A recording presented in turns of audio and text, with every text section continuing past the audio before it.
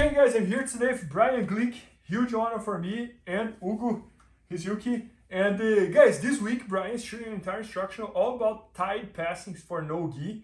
Brian, this is the third part of your series, right? Because you did one that was like long passings.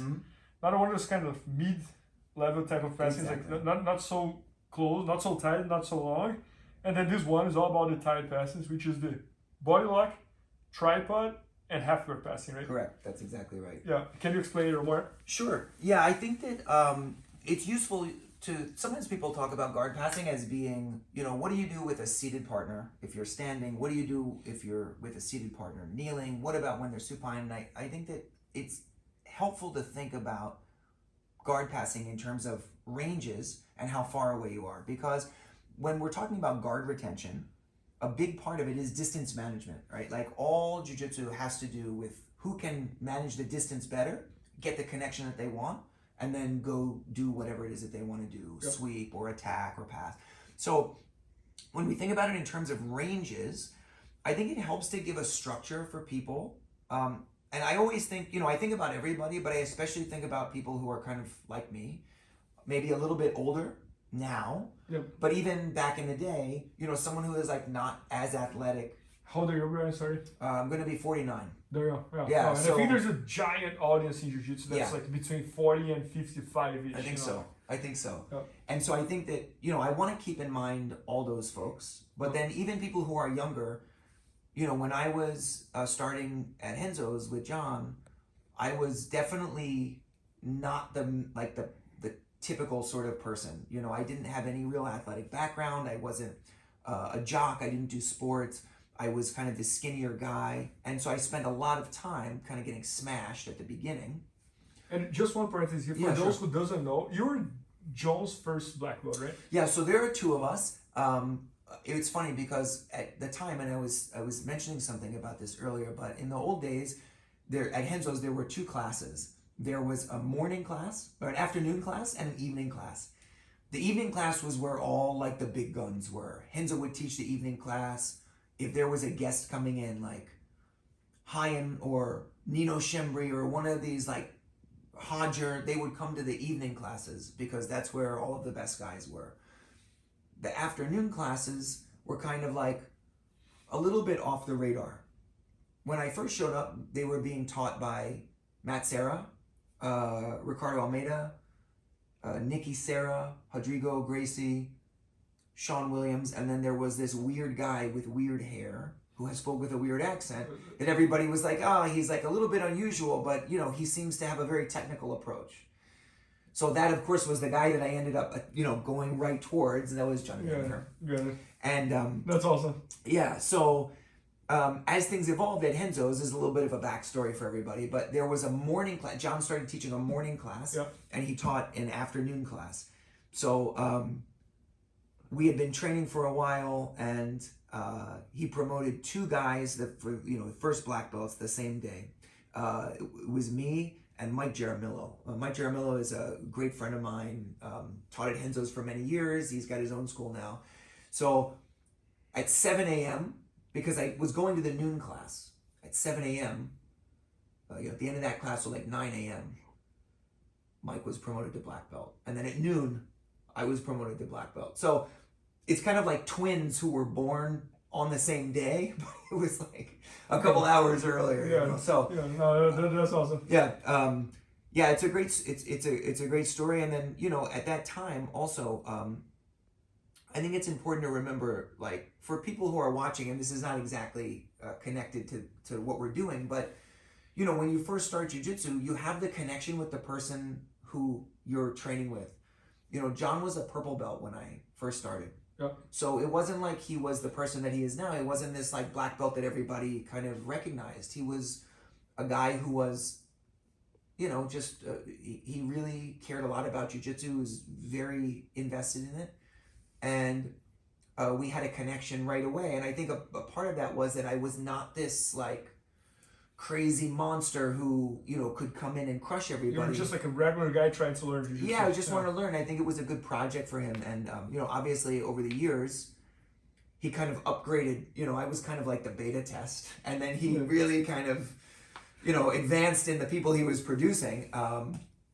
But at the same time, it was really important to me. And so part of this video series is about bringing those lessons that he taught very early on and giving people who are like me a sense of, what to do, how to best approach jiu-jitsu, how you can become more efficient as a guard passer and not kind of feel like you're getting dominated all the time. So the reason that we're focusing on close range guard passing in this kind of tight passing is because even though sometimes it's intimidating, I think, for people to get close enough to body lock or close enough to tripod or play half guard, it's a much safer position actually to work from. When you watch people guard passing and they're very dynamic, you watch someone like, even in the old days, like Leandro Lowe, his guard passing was so dynamic, it was like scary. Yeah. It's just, Nika, Toriano. Just throwing things by, and you're just like, you think to yourself, like, if I was on the bottom of that, man, like, I would be happy just to survive. It sounds like a hurricane. Yeah. It's like a hurricane. And so I think that sometimes, like, I look at that and I really, I appreciate it, and he's so effective. But I think to myself, I'm never going to pass anybody's guard like that. It's not my approach. It's not my body type. I'm not that explosive.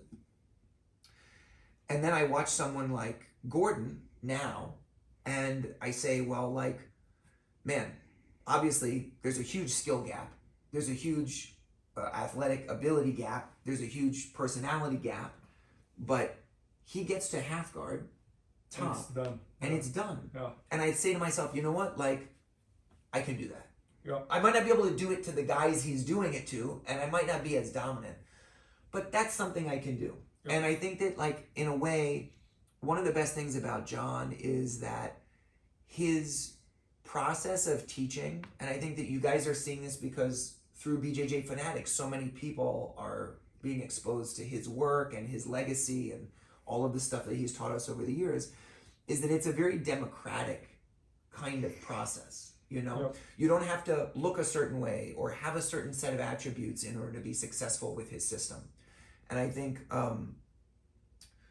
anything, I say this in some of the videos, but I do really feel like even to this day, anything that I do right or anything I'm teaching where people are like, oh yeah, that's it, that's all him. Yeah. If I ever teach something and it's like really confusing or it doesn't make any sense, that's probably my spin. Yeah, but I bet that you have your own flavors, Yeah. And I think like everybody learns from someone, right? So that's right. Even John, he learns from someone, and he put a bunch of flavors on it. Yeah. And he developed a bunch of stuff and that. That's But right. If you learn something from someone and you teach that identical move, you still have like the way your body type does it, the way you think it, the way you. So you always have like. So. But anyways, we'll keep going. No. So I just think I saw you did a post with Godoy the other day. Yep.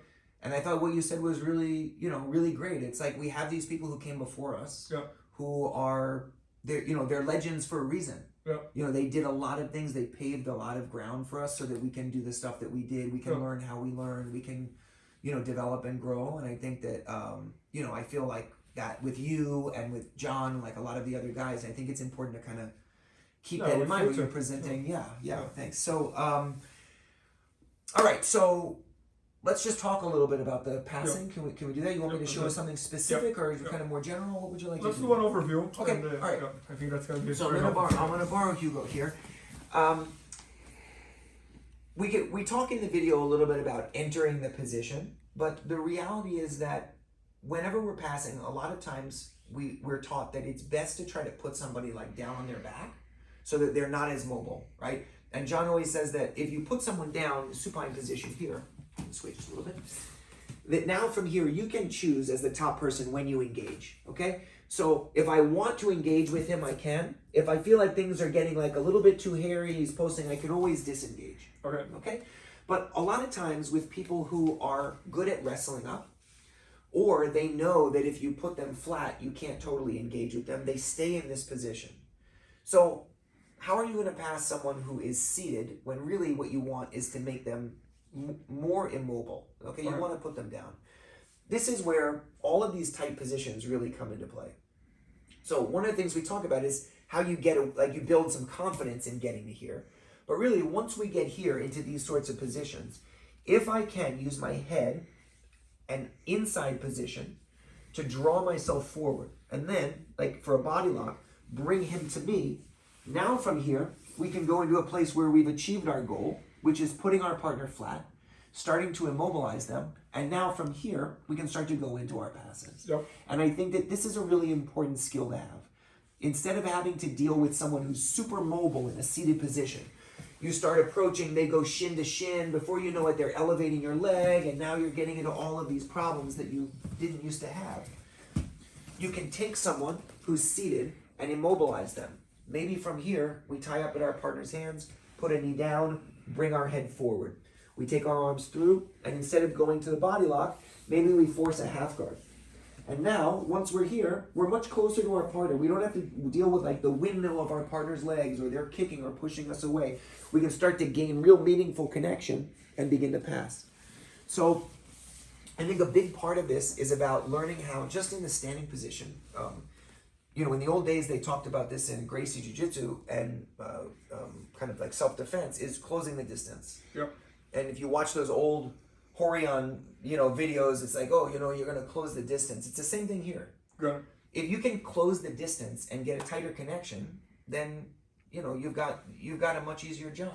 Got it. Oh, Brian, for example, one question. So you showed two examples here. When they're playing the butterfly guard, the sit-up guard, and you approach there. But for example, if you are the type of person who is just the pressure passing guy, the tight connection guy, and he has his back on the ground, how would you approach it?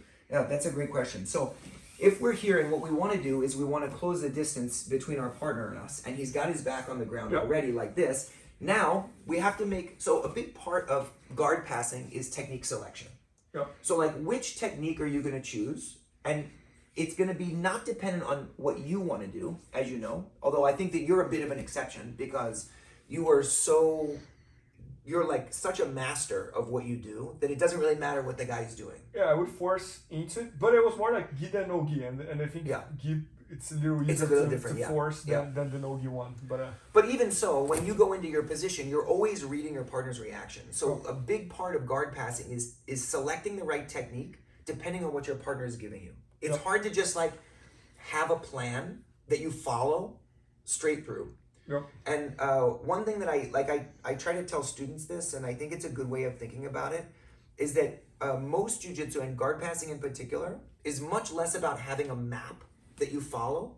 It's much more about having a compass where you know kind of what are the cardinal directions that you're supposed to go. Are you supposed to go north or south?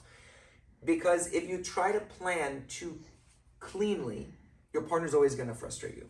Good. So a situation like this, where we have our partner flat on their back, a good idea for something like this would be to create an angle from the standing position. And instead of trying to move to the outside, say we're doing like a leg drag, where there's a lot of mobility. Here, he's passing his leg over the top, pushing me back. Or knee cutting, where even if I drop my knee, I still have to deal with frames and a knee shield. It makes sense for us to do something like this and simply give our partner the half guard. Got it. Now that he has the half guard, we have the connection that we wanted. Got it. We're a little far away, but if you look where my right arm is and my shoulder and my head, it's going to be hard for him to make good use of a knee shield. Now from this position, we can charge forward to close that distance, get an underhook, and now we're where we wanted to be. Got it. And I think that this idea that whether your partner is seated or supine, if you can close the distance and get good connection, you're going to be in a much better place to pass. Got it. Yeah, go ahead. Yeah, one more question. So, this part of your system, the tight connection, the tight passing, is the body lock passing, is the half guard passing, is the tripod passing. Mm-hmm. And I think everybody who's watching 100% sure knows what's the body lock passing and the half guard passing. Can you just like in 30 seconds here explain what would be the tripod passing? Yeah, of course. So when we talk about tripod passing, there are a couple of different ways of thinking about it. You can tripod, so the tripod is an important structure in all of jiu-jitsu, right? It's this idea that we take often we're using our head, sometimes in conjunction with our hands, and we take our knees up off of the floor, okay? And you see this in like turtle defense, the person's behind you, you're using tripods. When we're doing tripod passing from here, you can do it either down by your partner's hips off of a body lock. So once we get to here, instead of staying flat, okay, we can take our hips up so that our hips disconnect from our partner's legs. When Hugo goes to keep his legs tight, it's not that easy because my hips are not that close. And we can start doing stuff like stepping over our partner's leg, walking out towards the side, collecting our partner's other leg, and now moving into better positions. So this is an example of tripod passing when we're working from a body lock. We cover this, but it's not my preferred way. What I find to be easiest is what is called a high tripod. A high tripod involves us going from a place where we're low on our partner, and it's especially useful where you can see, like, I want to go body lock, but he digs in underhook. And instead of trying to lock around here, we just throw our body forward directly into the tripod position. So as we're working here, I want to go low body lock, trying to lock my hands, but Hugo's kind of lifting me here, and the longer we stay here, the more vulnerable we are to our partner attacking. So instead of staying here, we're going to take our chin, put it over our partner's shoulder, and we're going to move up into this tripod position where we're really very high. We're ear to ear with our partner. This position is really, really good to work from. Here, let's just rotate this way a little bit. Yep. Why is it? Well, because we're pitting our partner's head and shoulders right away from here. So previously, we were down with a body lock, for instance, you're down here by your partner's waist. You still get people turning their shoulders and heisting and moving away. He takes his hands inside, starts framing and pushing, and it gets to be a mess. Whenever you can get ear to ear with your partner, and you can take your hips up, his connection to your legs is not as great. Okay, it's not that he doesn't have it, but it's harder. Not only that, but your head blocks one side of your partner's head, and your arm blocks the other side. So we have this head and arm control, but we have a free hand. So now when Hugo goes to take me off to this side here, my hand is here for balance. If we ever feel like our partner's leg is extra sticky, we can post and walk over the top. If we ever feel like our partner is taking this arm and blocking our knee and trying to push us back, we can dig underneath and establish double underhooks. And now from here, instead of fighting his legs with my arms, now I'm fighting his legs with my legs. That's a big difference. When we walk over the top, here, Hugo's working to keep hold of my legs. It's very, very hard. All I really need to do is get my knee over his knee, and now from here we're mounted. So this high tripod position allows us to pin our partner's shoulders. No, and it's such a combination, great combination of the body lock and the half grip passing. Yes. It's almost like when you cannot get the body lock or you cannot get the half grip, you get the tripod. Well, that's it. I mean, you just summarized the whole video that we did. So it's like, it's good. But it's awesome. I think it's really important, like I was saying, like some of it is technique selection, but also it's not going to be that you have a map. You're going to get into the position, and then this guy is going to give you a hard time. And that's his whole job. Figure out according to his reaction.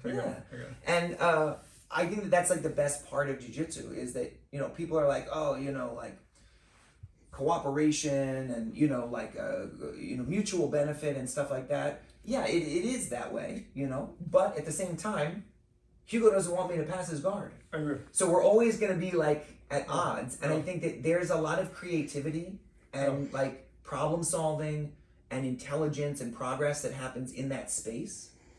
And then from there, you guys do both get better, but not because you're just sitting there like shaking hands and like lying on the mat, you know? So. No, I totally agree. And yeah, so guys, this week, Brian's showing this entire structure all about the tight passing. The title again? So we're calling it close range pass. The series is called pressure drop. Pressure drop, and then we have the long range. We did mid range, and then this is going to be close range. Yeah, short range, exactly. Okay. And it's going to be BGFX very soon. Maybe by the time you're watching this video, it's already there. So make sure to check that out. And thanks so much, Brian. This was awesome. Thank you so much. Thank you, Bernardo. Thank you. Thanks. Please help me out to grow my YouTube channel. Just click subscribe. And to watch more videos, just click under see more videos. I hope you enjoyed. BJJFanatics.com. Use the promo code YouTubeFaria to get 10% off any instructional video. Improve your jiu-jitsu faster.